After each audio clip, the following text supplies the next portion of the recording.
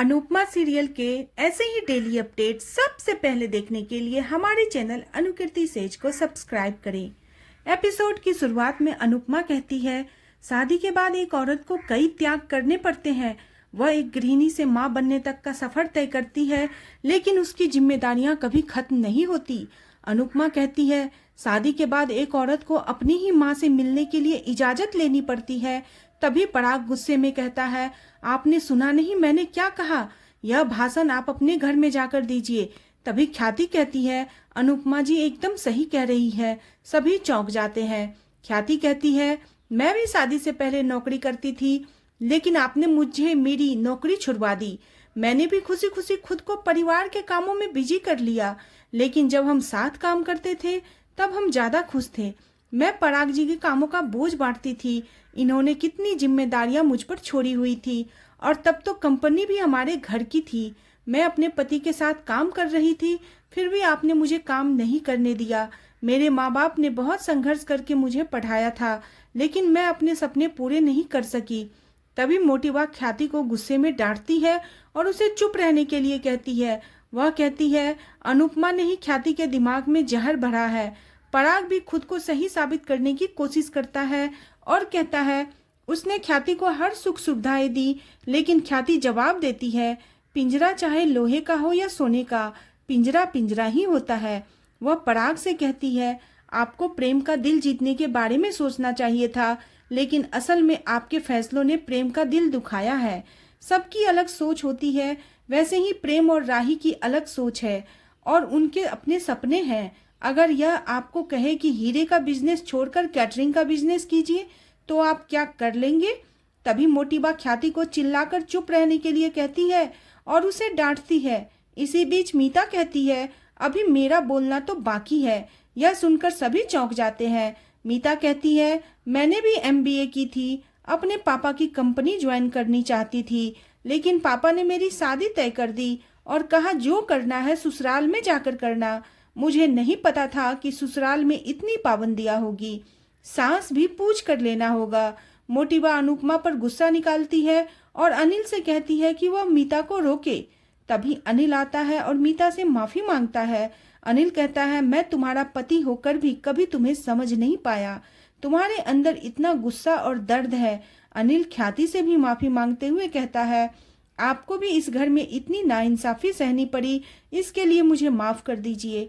तभी पराग अनिल पर चिल्लाता है, लेकिन अनिल कहता है, मुझे माफ कर दीजिए, लेकिन जो सच है वह यही है। प्रेम अनिल को सांत्वना देता है और कहता है, इन लोगों ने अपनी बेटी को भी नहीं समझा। प्रार्थना का बिजनेस सेंस मुझसे इतना अच्छा और इतना कमाल का है कि एक कोठारी एम्पायर को ऊंचाइयों पर पहुंचा सकती है, लेकिन क्या कभी ने इसके बारे में सोचा? किसी ने इसको मौका तक नहीं दिया, उल्टा बिना उसकी मर्जी के उसकी शादी करवा दी। आगे प्रेम कहता है, यही इस घर की सबसे बड़ी प्रॉब्लम है। इस घर की बहू और बेटियों को पिंजरे में रखा जाता है, लेकिन मैं राही के साथ ऐसा नहीं होने दूंगा। मेरी ही गलती है, मुझे आप लोगों पर थोड़ा भरोसा हो गया था। तभी पाखी बीच में बोलती है, तुम और राही थोड़ा ओवर रिएक्ट कर रहे हो। अनुपमा हैरान होकर पाखी को कहती है, तुम बीच में क्यों बोल रही हो? पाखी कहती है, आप भी तो कब से बीच में बोल रही हो, आपको इतना तमाशा करने की क्या जरूरत थी?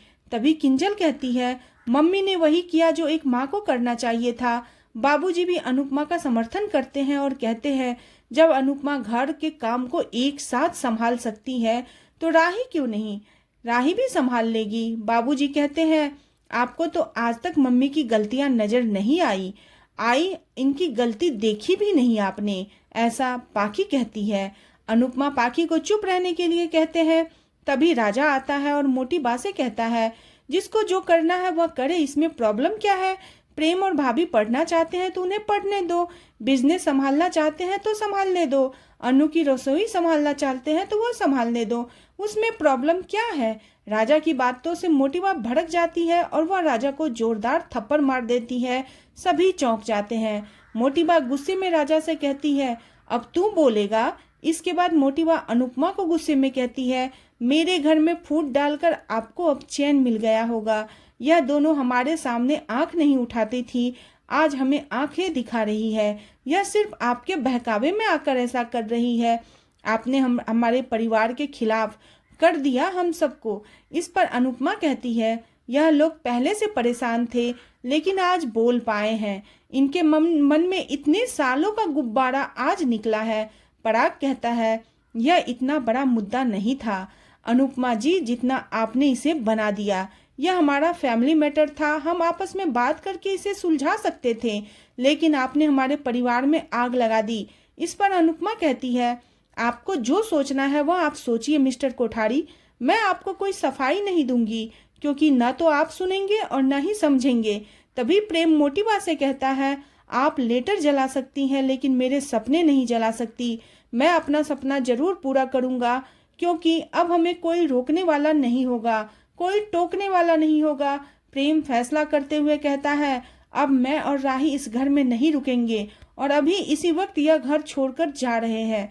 सभी चौंक जाते हैं। मोटिवा प्रेम से कहती है, यह तुम क्या कह रहे हो? अभी तो बहू को घर आए 2 दिन भी नहीं हुए और तुम घर छोड़कर जाने की बात कर रहे हो। तभी प्रेम कहता है, मैं बात नहीं कर रहा हूँ, मैं घर छोड़कर जा रहा हूँ। मोटिवा भावुक हो जाती है और कहती है, घर छोड़कर मत जाओ, हम माफी मांग लेते हैं, हम सॉरी बोल रहे हैं, हमसे गलती हो गई। प्रेम कहता है, अगर आपने गलती की होती तो मैं माफ कर देता, लेकिन यह गलती नहीं बल्कि सोची समझी साजिश है। इसके बाद राही और प्रेम घर छोड़कर जा रहे होते हैं। मोटिवा उन्हें रोकने की कोशिश करती है और राही से अनुरोध करती है वह प्रेम को रोकने के लिए कहे। मोटिवा राही को रोकती है और उससे कहती है, तुमने हमसे वादा किया था कि तुम हमारे बेटे को घर वापस लाओगी, तुम इस परिवार को टूटने से बचाओगी। क्या तुम्हारी माँ ने तुम्हें यही सिखाया है? घर में आते ही घर को तोड़ दो।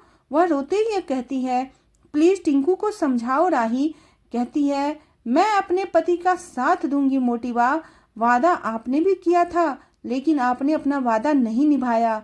मुझे परिवार चाहिए लेकिन ऐसा परिवार नहीं चाहिए जो मेरे पति का दिल दुखाए।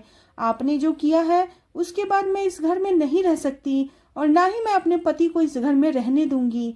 राही दुखी होकर कहती है, मैंने सोचा था मैं इस घर में बहू बनकर आऊंगी लेकिन बेटी की तरह रहूंगी। जो मुझे नहीं आता वह मैं सीखूंगी और मैं सीखना चाहती थी, कोशिश करना चाहती थी, लेकिन आपने तो मुझे मौका ही नहीं दिया। मेरे लिए मेरी फैमिली जरूरी है लेकिन सबसे ज्यादा जरूरी मेरा पति है और मैं अपने पति का साथ दूंगी। प्रेम जो कह रहा है मैं उसकी बात मानूंगी। और प्रेम और राही मोटिवा का आशीर्वाद लेते हुए वहां से चले जाते हैं। मोटिवा रोते हुए उन्हें रोकने के लिए कहती है लेकिन वे चले जाते हैं। साह परिवार भी वहां से चला जाता है। अनुपमा जा रही होती है तभी पराग गुस्से में कहता है, आपने हमारे बेटे को हमसे छीन लिया, लेकिन एक बात याद रखिए, हमारे घर की खुशियां छीनकर आप भी कभी खुश नहीं रहेंगी। अनुपमा बिना कुछ बोले वहां से चली जाती है। मोटिवा रोने लग जाती है। पराग उन्हें संभालता है। पराग गुस्से में कहता है, आज इन दोनों माँ बेटी की वजह से माँ आप रो रही हैं, लेकिन देख लेना यह दिन एक दिन दोनों माँ बेटी खून के आंसू रोएंगी। यह पराग कोठारी का वादा है। दूसरी तरफ प्रेम और राही अनुपमा के साथ शाह हाउस पहुंचते हैं।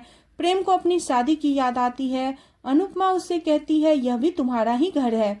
सभी अंदर जाते हैं। इधर कोठारी हाउस में गौतम फिर से अनुपमा और राही पर आरोप लगाने लगता है कि प्रेम को घर से दूर करने के लिए वही दोनों माँ बेटी का हाथ है। अनिल गौतम को रोकता है और बात को भड़काने से मना करता है। पराग गौतम की बात का समर्थन करता है और मोटिवा से कहता है, मैंने वहां यह नहीं कहा, लेकिन लेटर जलाकर आपने गलत किया। प्रार्थना भी इसमें सहमति जताती है।